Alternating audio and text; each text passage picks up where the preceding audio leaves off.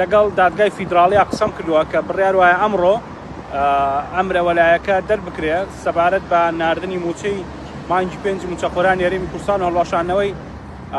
ئەو نووسراوەی وەزارەتی دارایی عێراق کە دەڵێ چیتر موچە بۆ موچەخۆرانی هەرێمی کوردستان نانێرم. لەگەڵ دادگای فیدراڵیا قسەم کردووەوان دەڵێن زۆربەی زۆری دادوەرەکان ئەندامانی دادگای فیدراڵی لە حەجن، بە تایبەت سەرۆکی دادگاکەش لە حەجە، واتە ئێستا جاسم محەممەد عەبودیش لە عێراق نییە، بەڵام بە جۆرەی پەیڕەوی ناوخۆی دادگای فیدراڵ و بە جۆرەی دەستور و یاسا ئەگەر سەرۆکی دادگاش لێرە نەبێت جێگرەکەی لێرە بێت دەتوانێت بڕیار بدا.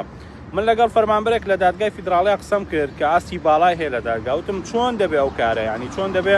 ئەم بڕیارە دەربکرێ. هەموو خەڵکی کوردستان چاوەڕێی ئەو بڕیاری ئەمری وەلایی دادگای فیدراڵیین، وتی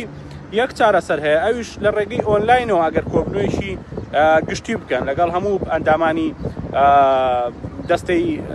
دادوەری دادگای فیدراڵی، ئەگەر نا هیچ ڕێگە چارەیەکی دیکە نیە تا ئەو کاتی لە حەج بێنەوە دوای پشۆکانی جەژن. دەبێ دەستەی دادوەری دادگای فیدراڵی تەواو بن، ئەو کات بڕیارێکی گشتی لەسەر یاخود ئەمرێکی وەلایی بتوانن دەربکەن. ئەم ئەمرە وەلاییەش وەکو هەنگاوێکی یەکەمە دواتر لێ پرسینەوە لەگەڵ هەردوو وەزارەتی دارایی عێراق و هەرێمی کوردستان دەکەن لەسەر پرسی نەناردنی موچە و هۆکارەکانی چییە، بۆیە یعنی واتە هەم لەگەڵ تەیفسامی و لەگەڵ شێخ جەنابیش گفتوگۆت دەکرێت لەسەر ئەو پرسە، دواتر بڕیاری کۆتایی لەسەر بابەتەکە دەدرێت. چاوەڕان دەکرێت لە چەند کاتژمێری داهاتوودا ئەو پرسەیەک لا بکرێتەوە، یان بڕیاری کۆتایی و ئەمری وەلایی دەربکرێ،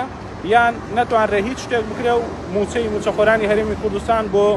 دوای جەژن دوا بخرێت.